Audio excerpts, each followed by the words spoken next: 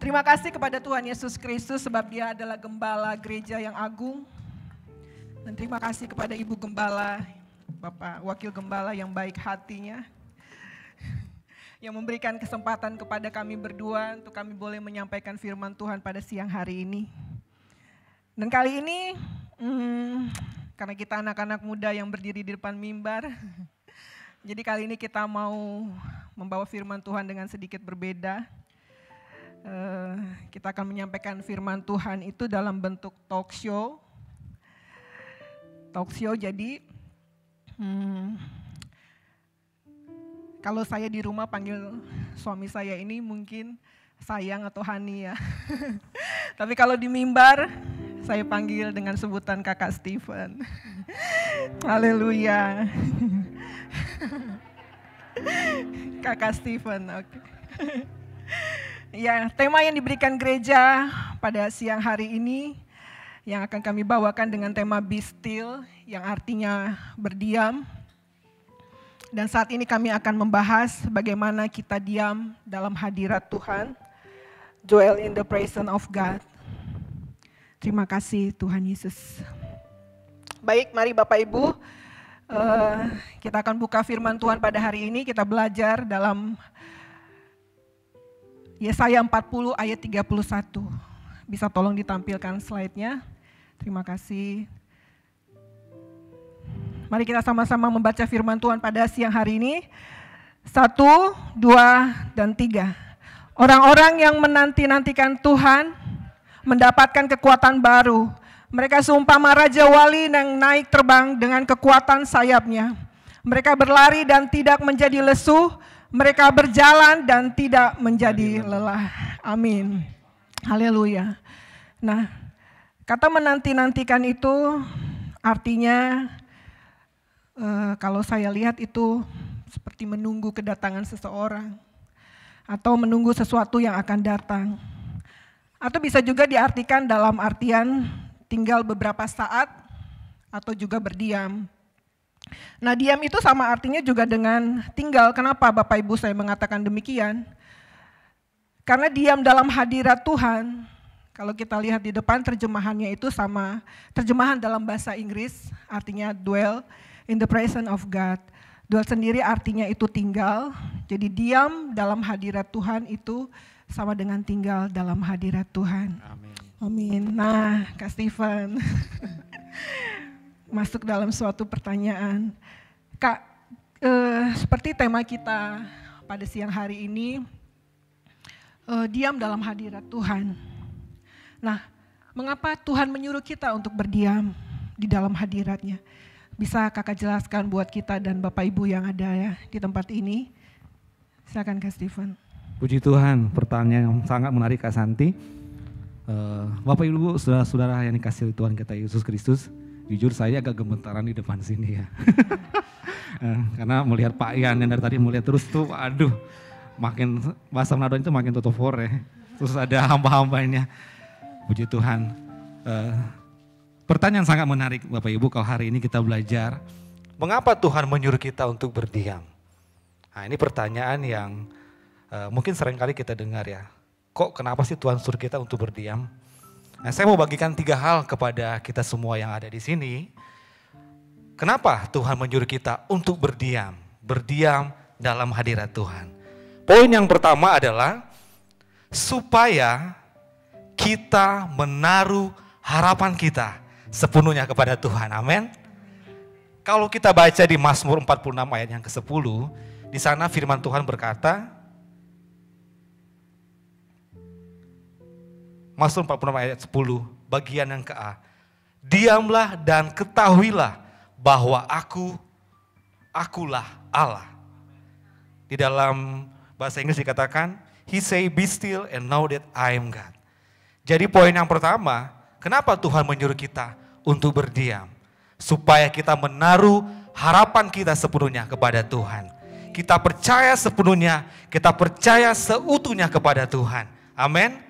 Ketika kita percaya seutuhnya kepada Tuhan, kita yakin bahwa hal-hal yang luar biasa Tuhan akan berikan dalam kehidupan kita. Amin. Nah, kita sering menyanyikan satu lagu yang Mungkin teman-teman sering bawain lagu ini kan. Satu-satunya yang ku andalkan, satu-satunya yang ku percaya. Dari berikutnya, Engkau sumber kekuatan, sumber pengharapan, sumber kedamaian. Puji Tuhan.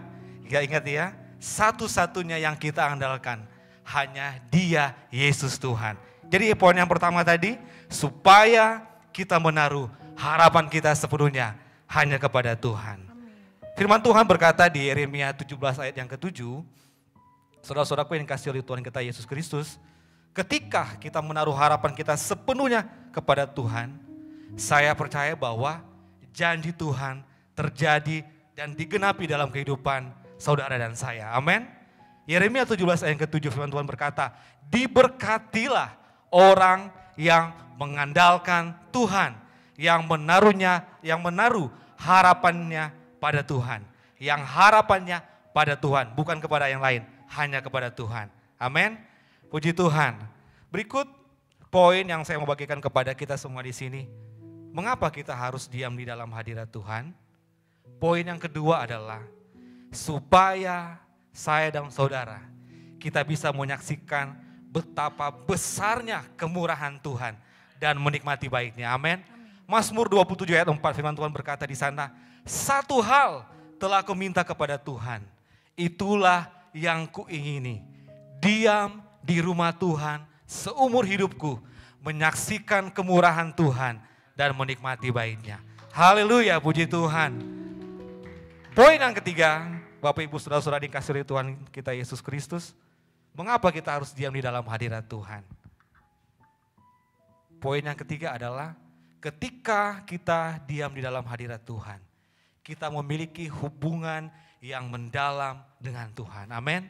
Kita memiliki hubungan yang mendalam dengan Roh Kudus. Hubungan yang seperti apa? Hubungan yang mendalam dengan Roh Kudus itu hubungan di mana saat kita bisa lebih dekat lagi dengan Tuhan. Di saat kita lebih mengenal Tuhan lebih dekat lagi. Hal itu kita dapatkan lewat apa Bapak Ibu? Yang pertama lewat membaca firman Tuhan. Yohanes 1 ayat 1 berkata, pada mulanya adalah firman. Firman itu adalah Allah. Firman itu bersama-sama dengan Allah dan firman itu adalah Allah. Amin. Ketika kita membaca firman Tuhan, kita percaya bahwa kita sedang berbicara dengan Tuhan. Amin.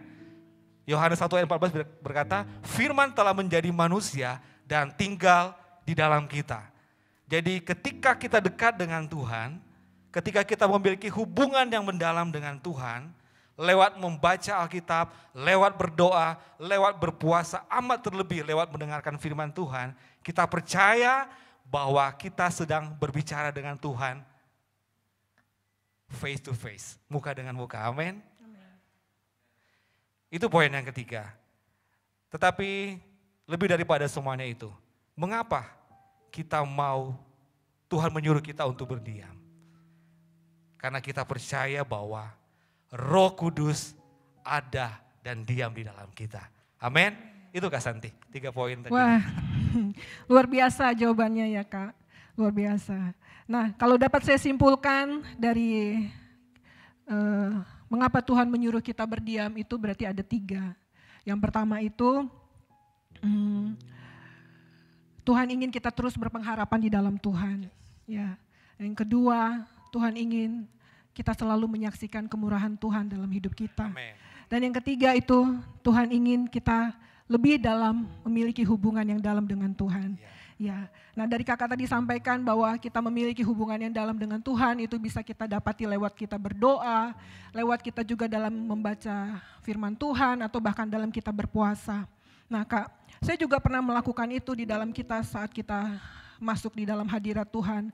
Saya berdoa, otomatis saya mau ketemu dengan Tuhan. Dan saya bersaat teduh, saya masuk ke kamar, saya kunci pintu kamar. Dan berapa jam sih kita sebenarnya berdoa?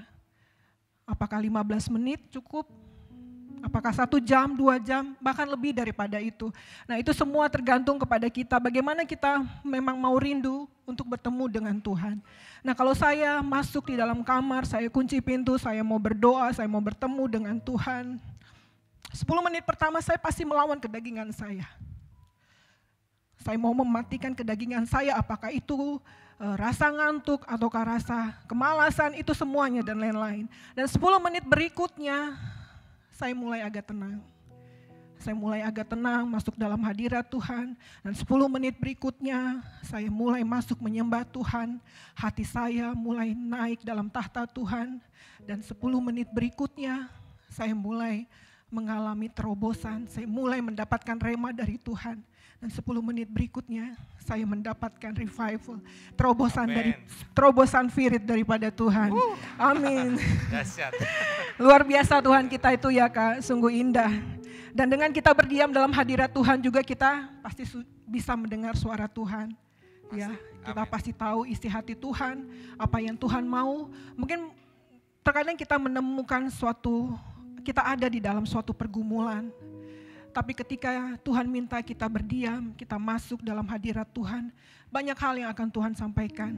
Mungkin dalam keputusan kita supaya kita tidak salah dalam mengambil suatu keputusan, tidak dengan perasaan yang emosional mungkin seperti itu, kita lebih bisa introspeksi diri kita seperti apa. Betul, ya, ketika kita masuk dalam hadirat Tuhan. Terima kasih Kak Steven. Kalau saya yang bagian bertanya nih kayaknya lebih sedikit bicara, tapi akhirnya banyak juga tadi. Begitu. Jadi saya enak tadi udah perjanjian di rumah. Saya perjanjian di rumah karena saya suka gemetar. Minta Ibu Seli, Bu doain saya dong Bu. Jadi saya secara pribadi sudah dapat urapan dari gembala. Puji Tuhan. Jadi saya bilang, bagi tugas di rumah, saya yang bagian bertanya dan suami saya bagian yang menjawab firman Tuhan. Terima kasih Kak Steven. Nah, kita masuk dalam pertanyaan kedua nih Kak. Ya. Nah, di samping Tuhan sudah menyuruh kita untuk berdiam, pasti ada keuntungan yang kita dapat ya dari kita diam dalam hadirat Tuhan. Bisa Kakak sampaikan kepada kita dan Bapak Ibu yang ada di tempat ini? Baik Kak Santi, pertanyaannya menarik ya. Ketika kita diam dalam hadirat Tuhan, pasti ada benefitnya dong. Yang Tuhan benefitnya, keuntungan ketika kita berdiam dalam hadirat Tuhan. Amin. Bapak Ibu saudara-saudaraku yang dikasihi oleh Tuhan kita Yesus Kristus, ada 3 hal penting yang saya catat di sini. Apa sih keuntungan yang kita dapatkan ketika kita berdiam di dalam hadirat Tuhan? Ketika saya dan saudara tinggal dalam hadirat Tuhan. Yang pertama adalah di saat kita berdiam diri dalam hadirat Tuhan, poin yang pertama, Tuhan akan memberikan kita penglihatan sesuatu yang penting. Tuhan akan melihat kita penglihatan tentang sesuatu yang akan terjadi di kemudian hari. Kalau kita membaca firman Tuhan di kitab Yesaya 46 ayat ke-10, di sana dikatakan, yang memberitahukan dari mulanya hal yang kemudian dan dari zaman purbakala apa yang belum terlaksana, yang berkata keputusanku akan sampai, kataku di sini huruf besar artinya Tuhan, keputusan Tuhan akan sampai dan segala kehendak Tuhan akan Tuhan laksanakan. Poin yang pertama, apa sih yang menjadi keuntungan ketika saya dan saudara diam di dalam hadirat Tuhan, adalah Tuhan memberikan kita penglihatan tentang sesuatu yang akan datang, sesuatu yang akan terjadi di kemudian hari. Ada features-nya yang Tuhan kasih dalam kehidupan kita. Hal itu kita tidak dapat melihat dengan mata jasmani, tetapi dengan mata rohani. Kan seperti tema tahun kemarin nggak salah bayannya, percaya bukan karena melihat kan. Nah, seperti itu Bapak Ibu saudara-saudaraku dikasihi oleh Tuhan kita Yesus Kristus. Contohnya dalam Alkitab itu seperti apa? Pewahyuan itu. Kalau kita sering baca, mungkin ada cerita sekolah minggu, kalau kita pernah baca kitab Nehemia, di sana diceritakan bahwa di Nehemia pasal 1, di sana dikatakan bahwa kita ingat waktu itu Nehemia dia berseru kepada Tuhan dalam doa dan puasa. Ketika dia melihat bahwa tembok Yerusalem itu telah terbongkar, pintu-pintunya telah terbakar, pintu gerbang tembok Yerusalem telah terbakar, dia berdoa kepada Tuhan. Dia meminta, Tuhan, saya harus ngapain? Dan Tuhan menunjukkan apa yang harus dilakukan Nehemia ke depan. Dan hasilnya kita tahu bahwa singkat cerita, Tuhan memulihkan kembali bangsa Israel. Tembok yang sudah terbongkar dibangun kembali. Dan lewat kepemimpinan Nehemia, kita melihat banyak hal yang luar biasa. Revival terjadi di kehidupan umat Israel. Itu contoh dalam Alkitab. Terus contoh berikutnya apa? Ketika kita diberikan penglihatan tentang sesuatu yang akan datang. Kita baca di dalam kitab Daniel, kalau kita pelajari mengenai kehidupan Daniel, kita ingat bahwa banyak hal yang Tuhan singkapkan dalam kehidupan Daniel, amin. Dan banyak hal yang Tuhan singkapkan dalam kehidupan Daniel itu masih terus berlangsung sampai dengan hari ini. Semuanya itu firman Tuhan terus digenapi dari hari ke hari. Artinya apa? Kalau kita lihat dalam kehidupan Daniel, walaupun Daniel pernah suatu saat dia itu ada di dalam gua singa, yang secara manusia pasti dimakan singa, tetapi Tuhan melepaskan singa-singa yang kelaparan itu, dan Daniel Tuhan jaga dengan luar biasa. Jadi keuntungan di saat kita berdiam di dalam hadirat Tuhan, yang pertama tadi adalah kita diberikan penglihatan tentang sesuatu yang penting, tentang sesuatu yang akan terjadi di kemudian hari. Saudara percayakan hal ini? Amin. Amin. Haleluya. Terus poin yang kedua yang saya ingin mau bagikan bagi kita semua, apa sih yang menjadi keuntungan ketika kita tinggal di dalam hadirat Tuhan, ketika kita berdiam di dalam hadirat Tuhan? Poin yang kedua adalah kehidupan saya dan saudara semakin hari kita semakin diteguhkan dalam kita menghadapi setiap prosesnya Tuhan. Amin. Firman Tuhan berkata di Yesaya 46 ayat ke-11, yang memanggil burung buas dari timur dan orang yang melaksanakan putusanku dari negeri yang jauh. Aku telah mengatakannya, maka aku hendak melangsungkannya. Aku telah merencanakannya, maka aku hendak melaksanakannya. Kata aku di sini adalah Tuhan. Tuhan telah mengatakannya, maka Tuhan hendak melangsungkannya. Tuhan telah merencanakannya, maka Tuhan hendak melaksanakannya. Ketika kita diam dalam hadirat Tuhan, keuntungan yang kedua yang kita peroleh adalah kehidupan kita semakin diteguhkan untuk kita menghadapi setiap prosesnya Tuhan, setiap ujiannya Tuhan dalam kehidupan kita. Kita percaya bahwa rencana Allah bukan sekedar janji ya. Apa yang sudah Tuhan janjikan pasti selalu Tuhan akan genapi. Amin. Dan saya percaya setiap janji Tuhan dalam kehidupan saya dan saudara pasti Tuhan akan genapi. Haleluya, puji Tuhan. Kita berikan kemuliaan bagi Tuhan.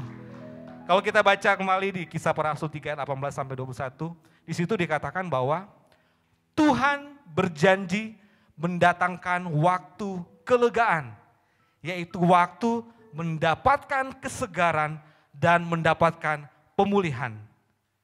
Tuhan mau membentuk saya dan saudara dengan prosesnya Tuhan. Supaya apa? Supaya kita bisa menikmati waktu kita yang lebih intim lagi dengan Tuhan. Supaya kita bisa menikmati waktu menyembah dan memujinya dalam situasi yang tenang. Situasi yang diam. Situasi yang silent. Amin. Saat kita dekat dengan Tuhan, kita percaya bahwa tubuh, jiwa, roh kita memuji Tuhan. Amin. Walaupun situasi di sekitar kita mungkin tidak memungkinkan Bapak Ibu, kondisi yang ada di depan kita kadang-kala mungkin ya kita melihat itu dengan ya Tuhan kok situasinya seperti ini. Percayalah bahwa ketika kita tinggal di dalam hadirat Tuhan, kita diam di dalam hadirat Tuhan, dan ketika sukacita itu melimpah dalam kehidupan kita, kita percaya ketika kita berjalan melangkah bersama dengan Tuhan, kita akan selalu meraih kemenangan daripada Tuhan. Amin. Jadi poin yang kedua tadi adalah kehidupan kita semakin diteguhkan untuk menghadapi setiap prosesnya yang Tuhan. Berikut poin yang ketiga, apa sih yang menjadi keuntungan ketika saya dan saudara kita semakin hari semakin diam dalam hadirat Tuhan. Kita percaya bahwa kebenaran firman Tuhan akan memberikan kita ketenangan. Amin. Katakan bersama-sama dengan saya, kebenaran firman Tuhan akan memberikan saya ketenangan. Sebut nama Bapak Ibu semua. Kebenaran firman Tuhan akan memberikan Stephen ketenangan. Haleluya, berikan kemuliaan bagi Tuhan kita. Amin. Puji Tuhan. Haleluya. Apa sih itu kebenaran? Nah, itu pertanyaan berikutnya. Kalau kita baca Yesaya 32 ayat 17, firman Tuhan berkata di sana, di mana ada kebenaran, di situ akan tumbuh damai sejahtera. Dan akibat kebenaran ialah ketenangan dan ketentraman untuk selama-lamanya. Amin. Akibat kebenaran ialah ketenangan dan ketentraman untuk selama-lamanya. Ketika kebenaran firman Tuhan ada di dalam kehidupan saya dan saudara, kita percaya bahwa ketenangan dan ketentraman untuk selama-lamanya selalu melingkupi kehidupan kita. Amin. Haleluya. Ketika kita tenang, banyak hal positif yang akan kita lakukan. Banyak hal positif yang akan kita dapatkan. Seperti apa itu Bapak Ibu saudara-saudara kasihan dalam Tuhan? Pertama adalah ketika kita tenang.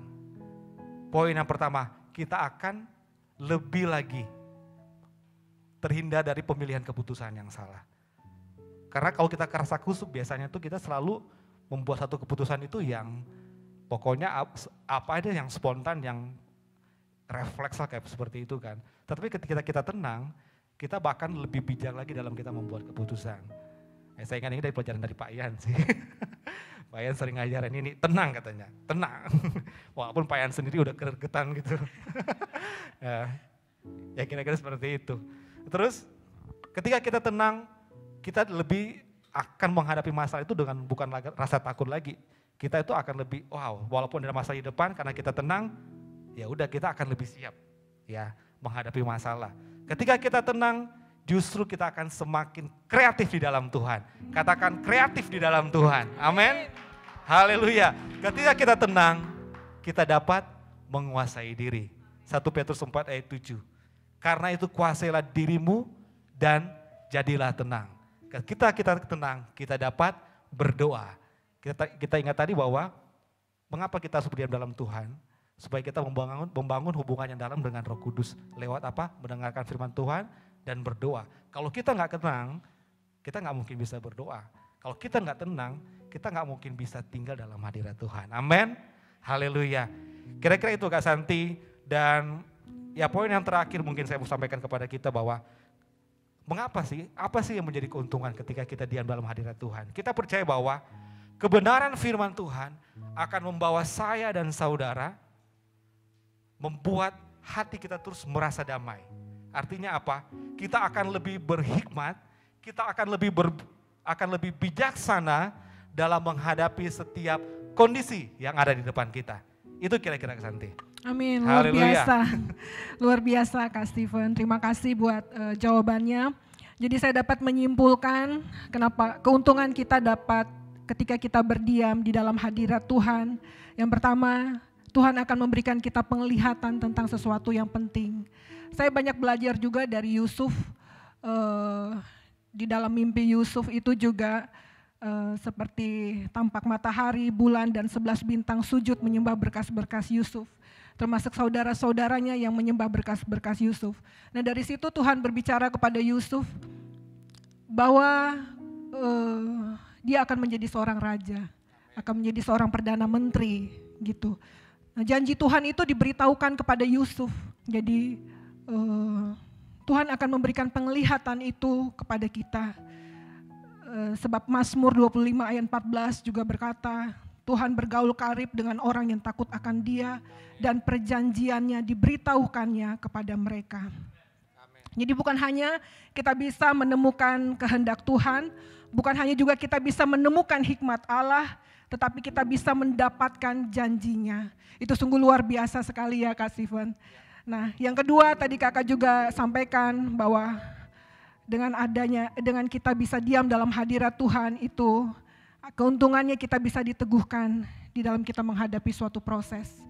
Ya, dan yang ketiga juga kita diam dalam hadirat Tuhan itu kita bisa mendapatkan ketenangan. Wah, puji Tuhan. Terima kasih Kak Stephen. Terima kasih buat pertanyaan jawabannya yang sungguh sangat membangun iman kita bersama-sama. Kita boleh belajar juga pada sore hari ini. Mungkin memang begitu singkat yang bisa kita sampaikan pada sore hari ini. Tapi biarlah apa yang singkat ini bisa menjadi rema dalam kehidupan kita. Amin. Ya, kita bisa menjadi rema dalam kehidupan kita. Jadi kita bisa membawa di dalam kehidupan kita sehari-hari sebagai pedoman kita. Boleh Kak Steven kasih penutup buat kita untuk kita bawa pulang setelah kita meninggalkan tempat ini, apa yang menjadi kesimpulan atau yang menjadi doa untuk kita semua supaya kita dalam kita meninggalkan tempat ini kita bisa menjalani kehidupan kita lebih kuat lagi di dalam Tuhan. Silakan Kak Steven. Baik Kak Santi, sebagai penutup Bapak Ibu Saudara-saudara yang dikasih oleh Tuhan kita Yesus Kristus. Tadi kan saya sudah sempat menjelaskan bahwa kenapa sih kita harus diam di dalam hadirat Tuhan. Kalau tadi teman-teman mungkin bisa ingat, yang pertama adalah ketika kita diam di dalam hadirat Tuhan, kita menaruh harapan kita sepenuhnya kepada Tuhan, amin. Ketika kita diam dalam hadirat Tuhan, kita menyaksikan kemurahan Tuhan. Ketika kita diam di dalam hadirat Tuhan, kita memiliki hubungan yang semakin dalam dengan Tuhan. Hubungan yang semakin dalam dengan Roh Kudus. Dan saat kita berdiam di dalam hadirat Tuhan, kita percaya bahwa Tuhan akan berikan kita penglihatan tentang sesuatu yang akan terjadi di masa yang akan datang. Tuhan akan memberikan kita keteguhan dalam kita menghadapi setiap prosesnya Tuhan dalam kehidupan kita. Dan Tuhan akan memberikan kita apa tadi? Firman Tuhan bilang, kebenaran firman Tuhan akan membuat kita semakin tenang. Kebenaran firman Tuhan akan menjadikan kita tenang, sehingga kita tenang dalam menghadapi situasi dan kondisi yang ada di sekeliling kita. Bapak Ibu Saudara-saudaraku yang dikasihi oleh Tuhan kita Yesus Kristus, saya percaya bahwa dan saya yakin bahwa setiap kita yang ada di tempat ini, kita pasti memiliki situasi mungkin yang mungkin kita sedikit, namanya juga masalah pasti selalu ada ya. Saya pasti memiliki masalah dan setiap masalah kita kan pasti berbeda-beda. Tetapi percayalah satu hal bahwa ketika kita tenang dalam hadirat Tuhan, ketika kita tinggal di dalam hadirat Tuhan, kita percaya bahwa Tuhan akan membantu kita untuk kita bisa menghadapi setiap masalah yang ada di depan kita itu dengan hikmat yang datangnya daripada Tuhan. Amin. Dan seringkali mungkin di antara kita, dan saya juga kadang-kala suka lakukan ini ya. Ketika kita ada masalah, rata-rata kita tuh pengen Tuhan kalau bisa masalah saya cepat selesai. Kalau bisa Tuhan solusinya Tuhan langsung kasih instan. Kalau bisa Tuhan saya maunya pokoknya minggu depan jawabannya sudah ada. Pokoknya bulan depan saya udah harus dapat jawaban nih Tuhan. Tapi teman-teman kadang kita lupa. Justru mungkin yang Tuhan mau adalah Tuhan mau kita itu ayo mari anak-anakku, kata Tuhan. Kurang lebih mungkin Tuhan bilang seperti itu. Tuhan mau kita itu untuk tinggal di dalamnya, tinggal di dalam hadirat Tuhan. Tuhan mau kita tenggelam dalam hadirat Tuhan. Karena ketika kita tinggal di dalam hadirat Tuhan, yang tadi saya katakan bahwa kita akan melihat banyak hal-hal yang luar biasa yang Tuhan akan nyatakan dalam kehidupan saya dan saudara. Amin. Jadi berdiam itu bukan bicara soal nggak ada masalah. Berdiam itu bukan bicara soal tidak ada ketakutan, tidak ada kepanikan. Tetap masalah ada, panik tetap ada, takut tetap ada. Tetapi kita percaya bahwa Yesus akan memberikan kekuatan bagi kita. Rasa takut diganti dengan rasa sukacita. Amin. Ketika kita menghadapi badai yang mungkin kita panik, kita nggak usah khawatir. Karena kita percaya bahwa Tuhan bilang apa kan? Tuhan akan memampukan kita untuk menghadapi badai. Saya kira itu ya. Firman Tuhan berkata sebagai ayat penutup. Oke, hari ini kita baca satu ayat bersama-sama. Kita baca di dalam Sakaria 4 ayat 6. Khusus bagian yang ke B dikatakan di sana apa? Firman Tuhan berkata seperti ini. Bukan dengan keperkasaan dan bukan dengan kekuatan, melainkan dengan Rohku, firman Tuhan semesta alam. Bukan dengan keperkasaan dan bukan dengan kekuatan, melainkan dengan Roh Tuhan, firman Tuhan semesta alam. Saya percaya ketika kita tinggal di dalam hadirat Tuhan, Firman Tuhan yang berkata di dalam Yesaya 40 ayat 31. Orang-orang yang menanti-nantikan Tuhan. Orang-orang yang tinggal di dalam hadirat Tuhan. Kita akan mendapat kekuatan baru. Katakan bersama-sama saya. Kita akan mendapat kekuatan baru. Mereka seumpama Raja Wali yang naik terbang dengan kekuatan sayapnya. Amin. Mereka berlari dan tidak menjadi lesu. Mereka berjalan dan tidak menjadi lelah. Amin, puji Tuhan. Saya percaya bahwa kita semua di sini, kita akan mendapat kekuatan baru ketika kita tinggal di dalam hadirat Tuhan. Puji Tuhan.